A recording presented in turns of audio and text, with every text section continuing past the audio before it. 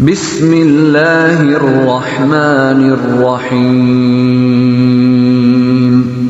وَلْتَكُنْ مِنْكُمْ أُمَّةٌ يَدْعُونَ إِلَى الْخَيْرِ وَيَأْمُرُونَ بِالْمَعْرُوفِ وَيَنْهَوْنَ عَنِ الْمُنْكَرِ وَأُولَئِكَ هُمُ الْمُفْلِحُونَ.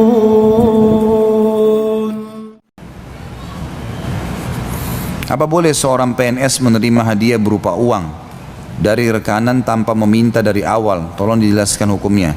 Apabila tidak boleh, apa bisa yang tersebut digunakan untuk dana taktis seperti keperluan karyawan atau disumbangkan?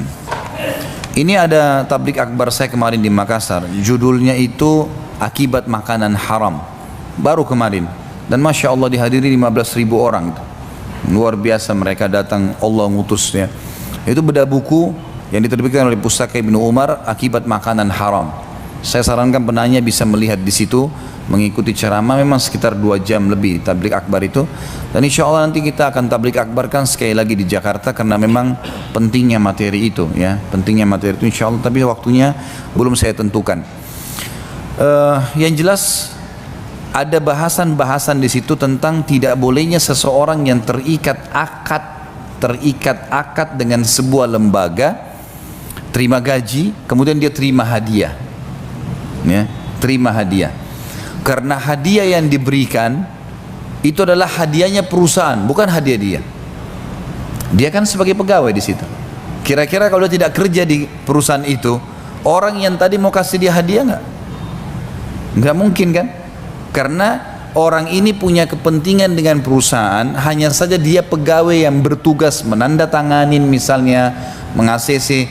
Kemudian karena dia meng-ACC, tugasnya dia sudah terima gaji. Kemudian dia dikasih bayaran, bukan hak dia itu bayaran. Haknya siapa? Perusahaan.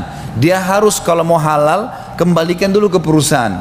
Ini ada konsumen si fulan, nasabah si fulan, saya kemarin karena dia mengajukan seperti ini, jujur apa adanya, kemudian saya karena dianggap berhasil ini tugas saya, lalu dia kasih hadiah. Ini secara agama adalah hak Anda sebagai pemilik perusahaan. Ini dikasih ke saya, ya, atau dibiarkan di perusahaan. Maka kalau dia mengatakan sudah halal buat kamu ambil saja, ya sudah halal buat kita. Tapi selama belum dihalalkan oleh pemilik perusahaan, haram hukumnya. Tidak boleh. Itu bukan hak kita. Kita sedang bekerja di instansi itu, dan orang tadi yang menjadi klaim kita atau apa saja itu karena berhubungan dengan perusahaan, bukan berhubungan dengan kita pribadi.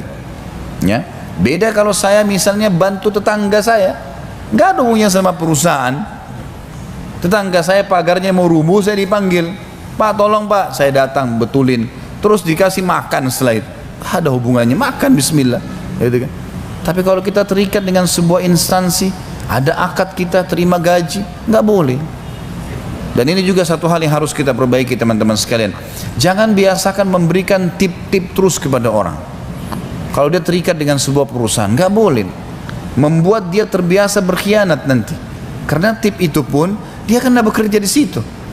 Saya sekarang di restoran saya, semua tip tadinya awal-awal saya belum tahu, sudah disampaikan oleh beberapa pegawai baru saya tahu. Jadi kadang-kadang ada konsumen yang makan, setelah itu dikasih sisanya, nggak diambil 2.000, 5.000 rupiah seterusnya. Terus rupanya ini oleh teman-teman waitress diambil, dianggap ini adalah hak mereka, gitu kan? Waktu saya tahu saya dudukin mereka, ini tidak ada hak kalian di sini. Ini tips bukan untuk waitress, tapi untuk restoran sebenarnya, gitu kan? Maka saya sekarang sebagai pemilik restoran akan memberikan kepada kalian, tapi bukan untuk waitress saja, karena waitress membawa makanan. Yang buat makanan orang-orang yang di dapur, mereka juga punya hak. Di depan ada security yang jaga mobil, mereka juga punya hak. Ada kotak, simpan semua tip di situ, kita bagi rata pada akhir bulan. Tapi saya pribadi sudah halalkan dulu sebagai pemilik. Nah ini halal, itu pintu syar'inya di situ. Selain daripada ini nggak boleh. وَلْتَكُنْ مِنْكُمْ أُمَّةٌ يَدْعُونَ إِلَى الْخَيْرِ وَيَأْمُرُونَ بِالْمَعْرُوفِ وَيَنْهَوْنَ عَنِ الْمُنْكَرِ وَأُولَئِكَ